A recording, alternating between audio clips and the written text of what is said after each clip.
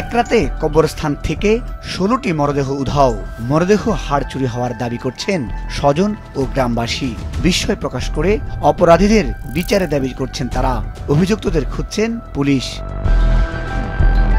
রাত পেরিয়ে দিনের আলো ফুটতেই মানুষের চোখে পড়ে কবরস্থানের কতগুলো কবরে সুড়ঙ্গ। পুরনো কবর দেখা যাচ্ছে নতুনের মতো, যেন এখনই কাউকে দাফন করা হবে এই কবরে। অথচ এখানেই ছিল একটি মরদেহ। সুড়ঙ্গ রয়েছে আরো কিছু কবরে। স্বজনরা খোঁজাখুঁজি করছেন কবরে মরদেহ ঠিকঠাক আছে কিনা। পরে কবর দেখে বিস্মিত, শোকে বিহ্বল আর ক্ষোভে ফুঁসে ওঠেন তারা। গত সোমবার অমাবস্যার রাতে এই কবরস্থান থেকে 16টি মরদেহের হাড় চুরির ঘটনা ঘটেছে দাবি স্বজন ও স্থানীয়দের। মূলত সিরাজগঞ্জের শাহজাদপুরে কুঠির সাতবাড়িয়া ঈদগাহ মাঠ কবরস্থানে বর্তমান চিত্র এমন।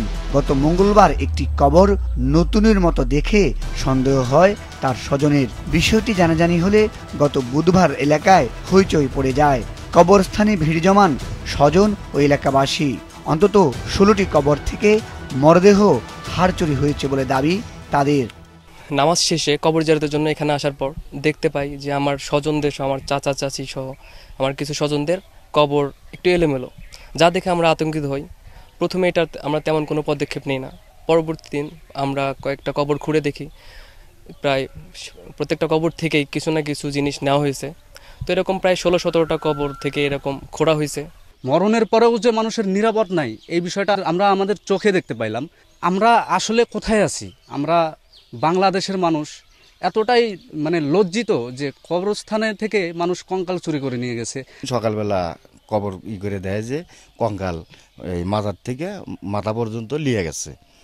তবে পরিদর্শন শেষে পুলিশ বলছেন কবর থেকে মৃতদেহের হাড় চুরির ঘটনা সত্য, তবে দাবি করার সংখ্যাটা বেশি বলে মনে করেন তারা। আমরা বিষয়টা তদন্ত করে প্রাথমিকভাবে আমরা সাধন ডায়েরি, তারপর যদি অভিযোগ কোনো স্বজন কোনো অভিযোগ দিলে আমরা সেই বিষয়ে আরো খতিয়ে দেখব। কবরস্থান থেকে মরদেহ চুরির ঘটনা অহরহ ঘটছে। এগুলো বন্ধে যথাযথ কর্তৃপক্ষের নজরদারি বাড়ানোর দাবি নিহতের স্বজন ও এলাকাবাসীর। মুজাহিদ সাকিব, মাছরাঙ্গা নিউজ ডেস্ক।